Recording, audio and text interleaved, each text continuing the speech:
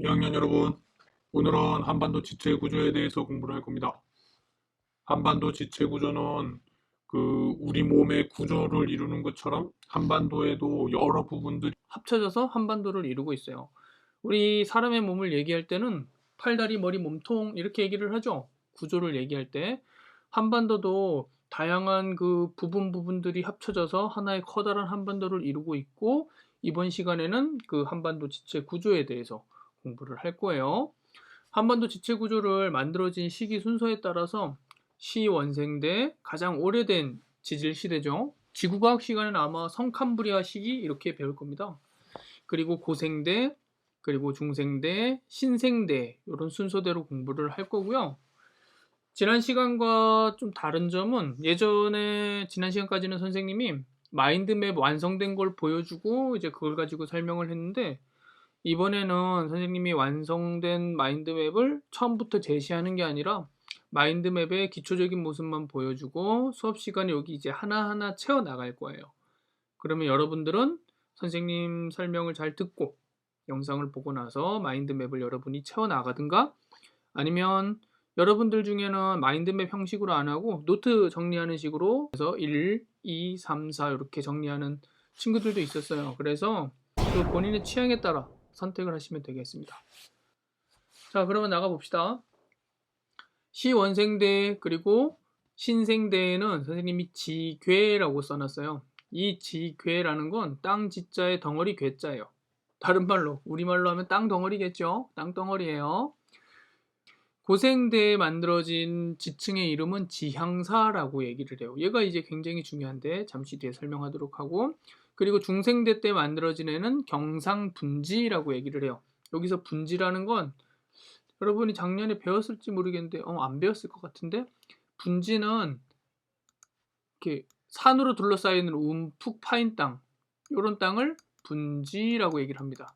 글씨는 좀 엉망인데 뭔지 알겠죠?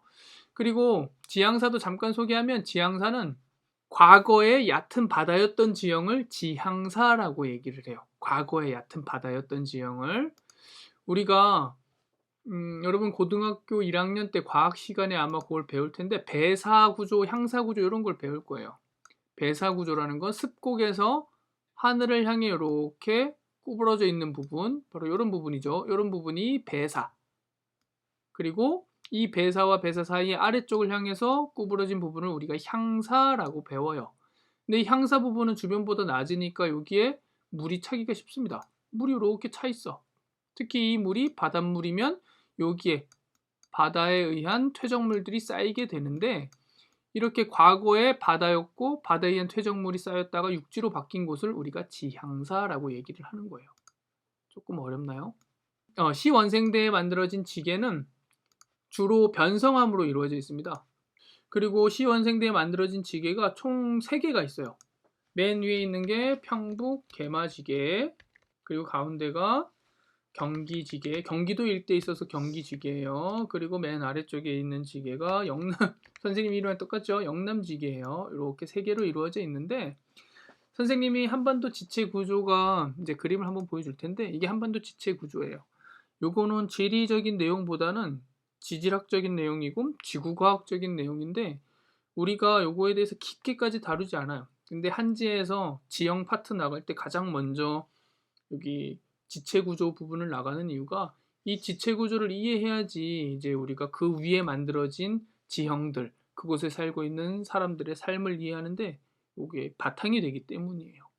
근데 이렇게 딱 보면 굉장히 많고 어렵고 복잡하게 보이는데, 실상은 한 번만 제대로 공부해주면 이거만큼 쉬운 게 없어요.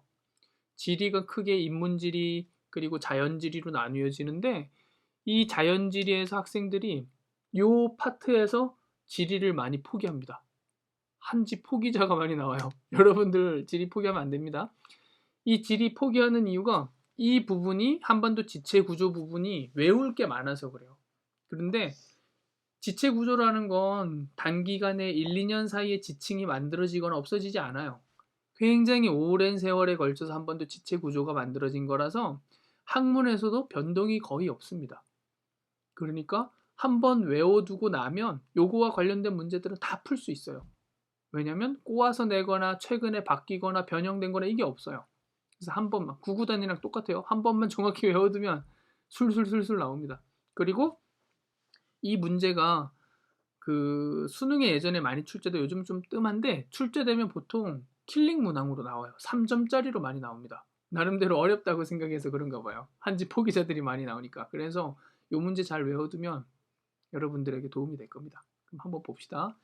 선생님이 한반도 지체구조 전체를 보여주고 있는데 한반도 지체구조를 한 번에 머릿속에 넣으려고 그러면 좀 어려워요. 그래서 선생님이 한반도 지체구조 공부할 때 학생들에게 항상 닭발 가지고 외우라고 얘기합니다. 이거는 선생님이 블로그에서 닭발 찾다가 본 건데 이 닭발을 이제 손으로 만들어서 옆으로 눕힌 거예요.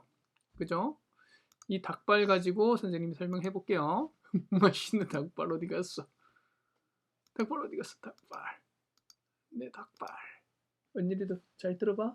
아빠의 설명으로 널 이해시켜 주겠어. 자, 여러분들 닭발이 보이죠? 이 닭발 가지고 선생님이 한번 설명을 해볼게요. 한반도에는 태초에 땅덩어리가 3개가 있었습니다. 3개. 여러분 다 이거 손 만들어봐요. 닭발 만들어요. 손으로. 한반도에 닭발, 닭발이 아니죠. 손가락이 아니죠. 지체구조. 땅덩어리가 3개 있었는데 이 땅덩어리 이름이 지괴예요. 지괴. 다 얘네들이 지괴야. 태초에는 한반도에 땅덩어리가 3개가 있었다. 걔네들의 이름이 지괴다. 이 지괴가 맨 위쪽에 있는 게 평북계마지괴, 그리고 가운데가 있는 게 경기지괴, 그리고 맨 아래쪽에 있는 게 영남지괴.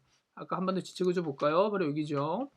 평북계마지괴 손가락과 매칭 시키세요. 손가락 보면서 평북계마지괴, 가운데 경기지괴, 그리고 맨 아래가 영남지괴였습니다. 그러면 여러분 생각해 보세요. 태초에 한반도가 땅덩어리가 3개가 있었어. 땅덩어리, 지괴. 그러면 선생님이 지금 표시하는 이 부분은 뭘까요? 은유라, 이 부분은 뭘까요? 바다. 당연히 바다였죠. 정답. 바다였습니다. 과거에 이 부분은 원래 바다였어요. 근데 지금 이 바다가 아닙니다. 지금 육지가 됐어요. 왜냐면 한반도가 이렇게 완성이 됐잖아. 옛날엔 요 3개가 있었고 요 사이사이는 바다였는데 이 바다였던 지형들을 선생님이 뭐라 부른다 그랬죠? 과거에 얕은 바다였다 육지로 바뀐 곳을 우리가 지향사라고 부른다고 얘기를 했어요. 이게 지향사예요. 위쪽에 있는 건 평안남도 지역에 있으니까 평남지향사, 아래쪽에 있는 건 옥천에 해당되기 때문에 옥천지향사라고 얘기를 하는 거예요. 이해가 됐나요? 한반도 지체구조에서 이제 손가락 3개 가지고 설명할 수 있어요. 평북계마지계 위에서부터, 그리고 경기지계, 영남지계가 있었고 그 사이사이의 부분은 얕은 바다였는데 과거의 얕은 바다 중에 위에 쪽에 있는 건 평남지향사, 평안남도에 있어서, 그리고 아래쪽에 있는 지향사는 옥천에 있기 때문에 옥천지향사라고 부른다 그랬어요. 자, 그럼 한반도에서 대부분이 완성이 됐고 2부분만 남았어요. 이 손가락 위에 부분, 한반도 꼬리 부분, 그리고 우리 한반도에서 제일 오른쪽 아래 부분, 이 2부분만 공부를 하면 돼요. 그러니까 손가락 3개에서 윗부분에 하나, 아랫부분에 하나가 더 달려있다고 생각하시면 되는 거예요. 이 윗부분에 있는 건 두만지계랑 길주명천지계입니다. 지체구조를 볼 때 여기 두만지계, 길주명천지계 이 2개가 같은 시기에 만들어졌기 때문에 색깔을 구분해 놓은 거거든요. 약간 붉은색 계열로 표시된 얘네들이 다 신생대 때 만들어진 지층이에요. 지금 만들어진 순서대로 설명하는 거예요. 지계, 손가락 제일 오래된 애들, 그 사이에 지향사, 고생대 애들, 그 다음에 미안합니다. 얘부터 설명했어야 되는데, 얘는 중생대 때 만들어진 경상도 일대이기 때문에 경상이 들어가고, 그리고 산으로 둘러싸이는 낮은 땅이기 때문에 둔지라고 얘기를 합니다. 그래서 얘가 경상둔지, 중생대 때 만들어진 경상둔지가 되겠고, 그리고 방금 말했던 두만지계랑 길주명천지계는 한반도에서 가장 마지막에 만들어진 신생대 때 만들어진 땅이라서 다른 지층들에 비해서 얘는 좀 불안정합니다. 그래서 얘네들 그리고 분포 범위도 넓지 않고 지하 자원도 많이 매장이 되어 있지 않고 주로 북한 지역에 매장이 되어 있어서 한국지리에서 중요하게 다루지는 않아요. 잠시 뒤에 설명을 할게요. 그래서 이렇게 보면 지금 한반도가 완성이 된 거예요. 한반도처럼 전혀 보이진 않지만 여러분들이 머릿속에 한반도를 놓고 얘네들을 막 외우려고 하면 이게 잘 안 들어가요. 차라리 닭발을 그리고 이 닭발은 이제 손가락이죠. 손가락에서 평북 개마지개, 경기지개, 영남지개만 정확히 알고 있으면 그 사이는 지향사. 여기도 약간 움푹 파인 땅인데 과거에 얕은 바다라서 지향사 또는 분지라고 불러요. 둘 다 맞는 말이에요. 틀린 말이 아니에요. 그리고 습곡대도 꾸불꾸불한 땅인데 과거에 거기가 얕은 바다였기 때문에 지향사라고 불러요. 그래서 습곡대, 지향사 다 같은 말이에요. 이거는 책에 따라서 다르게 나와요. 평남 지향사로 나온 데도 있고 평남 분지로 나온 데도 있고 여기도 마찬가지예요. 옥천 습곡대, 옥천 지향사. 근데 얘네 둘의 특징은 과거에 얕은 바다였기 때문에 지향사라고 불러주는 게 더 여러분들이 이해하기가 쉬울 겁니다. 이렇게만 붙어 놓으면 여기가 바다였는지 아니었는지 알 수가 없잖아요. 얘도 경상 분지지만 바다가 아니었거든요. 그래서 얕은 바다였던 곳은 우리가 지향사라고 외워주는 게 더 좋다. 그래서 우리가 손가락 3개를 외워두고 요 사이사이는 얕은 바다 지향사, 그리고 아래쪽에는 경상분지, 위쪽에는 두만지개, 길주 명천지개. 한꺼번에 외우면 돼요. 이렇게 외워주시면 이해가 쉽습니다. 그러면 우리가 돌아와서 우리가 시원생대, 평북 개마지개, 경기지개, 영남지개에 대해 설명했죠. 얘네들의 특징은 한반도에서 만들어진 오래된 지층이잖아요. 그래서 안정지개입니다. 지각 운동이 별로 없고, 그리고 뭐 지진이나 이런 게 잘 발생하지 않아요. 오래된 지층들이에요. 그래서 오래된 땅덩어리 안정지개라고 부르고, 여기에는 주로 안정지개에는 금, 은, 그리고 철광석 이런 것들이 매장이 되어 있다고 얘기를 합니다.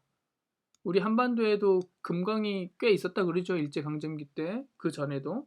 근데 일제강점기 때 우리나라의 자원을 수탈하는 과정에서 많은 금광이 파헤쳐졌고 이제 많이 수탈이 돼서 지금은 실효성 있는, 경제성 있는 금광이 몇 개 없다고 얘기를 해요. 근데 인터넷 카페 같은 데 가보면 이런 거 찾는 그 사람들이 있다 그러더라고요. 동호회들이.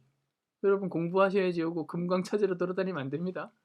그래서 이게 시원생대에 대한 내용이었고, 고생대는 지향사, 과거의 얕은 바다라고 그랬어요. 과거의 얕은 바다였다가 육지로 바뀐 곳이 이제 지향사고, 이 지향사는 크게 2개로 이루어져 있다.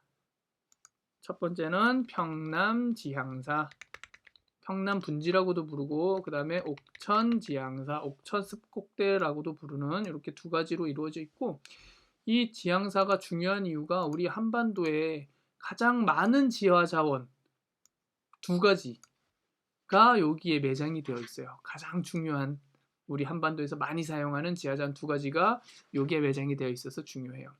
지향사는 선생님이 아까 과거에 얕은 바다라고 얘기를 했죠. 이렇게 땅이 생겼고, 여기가 평북 개마지개라고 생각하고, 여기가 경기지개라고 생각해 보세요. 영남지개라고 생각해 보세요. 그러면 요 사이사이의 부분은 당연히 바다였을 거고, 지금 이제 고생대 초기를 말하는 거예요. 고생대 초기에 얕은 바다니까 얕은 바다일 때 여기에 퇴적물이 막 쌓였을 거예요. 왜냐면 바다는 침식되는 공간이 아니죠. 깎여 나가는 공간이 아니야. 하늘에서 비가 내리면 하늘에서 비가 막 내려요. 그럼 이 빗물들이 땅을 타고 흘러내리면서 그냥 흘러내리는 게 아니라 산을 깎으면서 흘러내리잖아요. 그럼 이 깎아내린 물질들이 바다에 들어왔어. 그러면 바닷속에는 비바람의 영향을 안 받죠? 비바람의 영향을 안 받으니까 여기에 퇴적물이 이렇게 쌓이는 거예요. 퇴적물이 쌓였어. 얕은 바다일 때 퇴적물이 쫙 이렇게 쌓였어요. 그러다가 전체적으로 땅이 융기를 하게 됩니다. 융기, 땅이 솟아오르는 걸 융기작용이라고 해요. 융기가 일어나요. 융기가 일어나고 한반도가 솟아올랐어. 한반도가 솟아올라서 육지로 바뀌니까 이 바닷물들은 빠져나갔겠죠. 그럼 이제 이 바닷물들이 없어지는 거예요. 근데 바닷물은 없어져도 바닷속일 때 쌓였던 퇴적물질들은 그대로 남아있어요? 안 남아있어요? 남아있게 되죠. 얘네들을 뭐라고 부르냐면 조선계 지층이라고 얘기를 해요. 그래서 옥천지향사를 얘기를 할 때, 여기 지향사들을 얘기할 때 우리나라 지향사가 크게 2개로 이루어져 있다고 얘기를 하거든요. 우리나라 지향사를 살펴볼 때 크게 2개로 이루어져 있다고 얘기를 해요. 자, 보세요. 여기가 우리나라 지향사라고 생각을 합시다. 우리나라 지향사에서 두 개의 지층으로 되어 있는데 아래 부분은 과거 바다일 때 만들어진 지층이에요. 바다일 때 만들어졌으니까 우리가 해성층이라고 얘기를 해요. 바다일 때 만들어진 지층, 바다에서 쌓여서 바다해 이룰성. 근데 이 해성층의 이름이 뭐냐? 조선계 지층이라고 얘기를 합니다. 다른 말로는 조선 누충군이라고도 얘기를 해요. 누적하다 누, 쌓을 층자, 그리고 무리 군자. 똑같은 말이에요. 조선계 지층, 조선 누충군 다 똑같은 말이라고 생각하면 되고 어느 용어를 사용해도 상관없어요. 이게 교재나 시험지에 따라서 다르게 사용하기 때문에 두 개 다 알아두시면 되고 아무튼 조선이 들어가면 지층 중에 먼저 만들어진 지층이에요. 지금 지향사 공부하고 있는 거예요. 지향사의 구조. 그리고 얘가 융기를 아까 했다 그랬어요. 융기한 다음에는 이 부분들이 선생님이 평북, 개마지개, 경기지개, 영남지개 사이사이에 있던 지향사는 여전히 주변보다 고도가 낮은 곳이 되는 거예요. 일종의 분지죠. 이렇게 산으로 둘러싸여 있는 분지예요. 그래서 우리가 여기 평남 분지라고도 부르는 거고 근데 이 분지 지역은 주변보다 고도가 낮아서 하늘에서 비가 내리면 여기에 이제 빗물이 고이게 되는 겁니다. 하늘에서 비가 오면 빗물들이 또 흘러내려요. 빗물이 흘러내려. 아까는 다른 색으로 표현할게요. 빗물이 막 흘러내립니다. 빗물이 흘러내리게 되면 주변보다 고도가 낮은 여기는 물이 고이게 돼요. 아까는 바닷물이었지만 이제 빗물이 고이는 거야. 빗물이 고였어. 그럼 빗물이 고이면 여기는 뭐가 되죠? 그렇죠. 호수가 돼요. 호수가 만들어져요. 근데 호수가 만들어지게 되면 아까와 마찬가지로 하늘에서 비가 내렸을 때 이 빗물이 위에 쪽은 깎아내요. 여기 깎아내. 침식작용을 일으켜요. 우리가 홍수 났을 때 생각하면 되죠. 홍수가 나면 물이 맑은색이 아니라 황토색이에요. 그 이유가 상류로부터 깎아내기 때문이죠. 이 깎아낸 물질들이 호수 바닥에 쌓이게 됩니다. 물과 함께 퇴적물이 들어와서 여기에 퇴적 물질들이 쌓이게 돼요. 이번엔 좀 다른 색으로 할게요. 보라색으로 할게요. 여기 퇴적물이 이렇게 쌓이게 됩니다. 과거 바다일 때 퇴적물은 아까 빨간색, 호수가 된 다음에 퇴적물은 보라색으로 선생님이 이제 칠하고 있어요. 컬러 아주 좋죠. 이렇게 쌓였어요. 이렇게 쌓이니까 이 부분들이 아까 만들어진 조선계 지층 위에 또 하나의 지층이 만들어졌죠. 이 또 하나의 지층을 뭐라 부르냐면 얘는 육지에서 만들어졌어요. 호수도 육지니까 육성층이라고 얘기를 하고 육성층은 평안계 지층이라고 얘기를 합니다. 다른 말로는 평안 누충군. 자, 이제 이해가 됐나요? 지향사는 두 개의 지층으로 이루어져 있고 아래쪽에는 조선계 지층, 위에 쪽에는 평안계 지층인데 지하자원 선생님 아까 두 가지 중요한 게 있다고 얘기를 했죠. 우리가 이 고생대 때 여기 처음에 조선계 지층이 얕은 바다였다고 그랬어요. 얕은 바다니까 우리 지금 먹는 여러분 좋아하지 모르지만 선생님은 굉장히 좋아하는데 조개구이 이 조개 같은 것들의 껍질이 석회질이죠. 탄산칼슘이에요. 이 조개 등의 이 고생대에 살던 조상들이 있겠죠. 걔네들이 바닷속에서 죽어서 그 탄산칼슘 껍데기들이 여기 남아있게 되는 거예요. 껍데기들이 여기 남아있었어요. 이렇게 조개 껍데기 같은 것들이 막 남아있었어. 그럼 얘네들이 과거에는 조개 껍데기였지만 오랜 세월을 걸치면서 얘네들이 열과 압력을 받아서 하나의 암석으로 바뀌게 됩니다. 그 암석은 퇴적암이 되겠죠. 쌓여서 만들어졌으니까. 그 퇴적암이 되는데 그게 탄산칼슘이 굳어져서 만들어진 암석이 석회석이에요. 석회석. 여러분 알죠? 시멘트의 원료 석회석 또는 석회암 뭐 똑같죠? 매장이 되어 있어요. 그래서 조선계 지층에는 석회석이 굉장히 많이 매장이 되어 있습니다. 우리나라에 있는 모든 지하자원 중에 그 채굴할 수 있는 생산할 수 있는 기간이 가장 긴 지하자원이 석회석이에요. 그러니까 우리나라에 가장 많은 지하자원이라 생각하면 돼요. 게다가 그리고 여기 위쪽은 아까 호수일 때 만들어진 거라 그랬죠. 고생대 때 번성했던 식물이 양치식물이라는 거예요. 양치식물. 양치식물은 지금의 고사리 같은 거거든요. 고사리 같은 것들이 지금은 많이 자라야 30에서 50cm 자라는데 과거 고생대 때는 얘네들이 나무처럼 몇 미터씩 자랐다고 얘기를 해요. 이 몇 미터씩 자랐던 양치식물들이 그 죽으면 이렇게 쓰러지고 걔네들이 그 비가 올 때 빗물에 의해서 쓸려 내려오고 호수 바닥에 쌓이게 되는 거예요. 오랜 세월 열과 압력을 받게 되면 얘네들도 성질이 변해서 지하자원으로 바뀝니다. 그 지하자원의 이름이 바로 연탄의 일종, 우리 철암의 상징 무연탄입니다. 무연탄이 연기가 없는 석탄이라는 뜻이에요. 가정용으로 쓰는 거예요.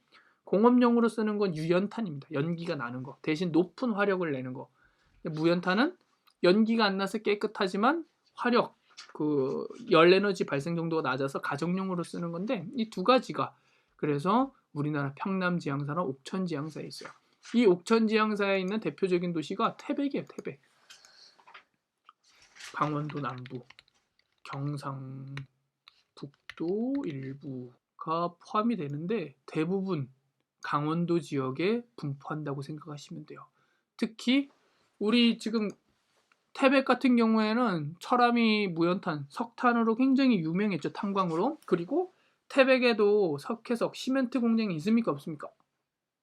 있습니다. 바로 소란마을 쪽에 오다 보면 있죠. 태백에는 시멘트 공장이랑 여기 두 개가 다 있어요. 선생님이 아침에 등교 때마다 보는데 여기에요. 바로 여기가 지금 동태백로에 해당이 되는 거고, 이쪽이 동태백로고, 여기가 이제 소란마을에 해당이 되는데, 이 소란마을 뒤쪽에 여기가 석회석을 이제 캐고 남은 것들이에요. 여기 다 석회석 공장입니다. 그래서 우리 태백에는 시멘트 공장도 있고, 그리고 석탄을 생산하는 곳도 있고, 이 두 개가 다 있어요. 왜냐하면 우리가 지향사에 속하기 때문에 이 두 개의 지층이 다 뒤섞여 있기 때문입니다. 요거 그래서 우리나라에 아주 중요한 지하자원 두 가지가 있어서 꼭 기억하셔야 되는 겁니다. 다음에 중생대 봅시다. 이제부터는 쉬워요. 중생대는 과거의 얕은 호수였어. 과거의 얕은 호수였으니까 과거의 얕은 호수. 그러니까 얘는 지향사라고 안 해요. 바다여야지만 지향사라고 하는 거고, 과거의 얕은 호수였기 때문에 여기도 육성층입니다. 그죠? 아까 선생님이 호수는 육성층이라고 얘기를 했죠. 육성층이고, 중생대 때 번성했던 동물이 뭐죠? 은유라, 중생대 때 번성했던 동물? 공룡이죠, 공룡. 그래서 중생대 때 만들어진 경상분지에는 공룡 화석이 많아요. 왜냐면 이 공룡들이 호숫가에서 발바닥 찍고 막 이렇게 돌아다니다 보면 그 발바닥 찍힌 것들이 굳어져서 나중에 공룡 발자국 화석 뭐 이런 것들이 되는 거죠. 그래서 경상분지일 때는 공룡 화석이 많고, 공룡 화석이 많은 곳 대표적인 데가 공룡 엑스포 하는 곳은 이쪽이에요. 경상남도 일대 고성군. 이 고성은 우리가 한반도 지체 구조를 살필 때 바로 여기 경상분지에 속해요. 중생대에 만들어진. 그러니까 공룡들이 많이 살았던 시기에 만들어졌고, 그래서 그 공룡 화석이 많이 있는 거죠. 경상남도 고성에 공룡 엑스포를 한다. 올해도 한다는 거 선생님도 새롭게 알았어요. 이거 기억해 두시고, 그리고 마지막 신생대 때 만들어진 지층은 두 가지로 나뉘어지는데, 아까 말했던 두만지게, 그리고 길주, 명천지게, 다 우리나라 한반도 북동쪽 끝에 있어요. 얘네들은 신생대에 만들어진 지 얼마 안 됐어요. 불안정합니다.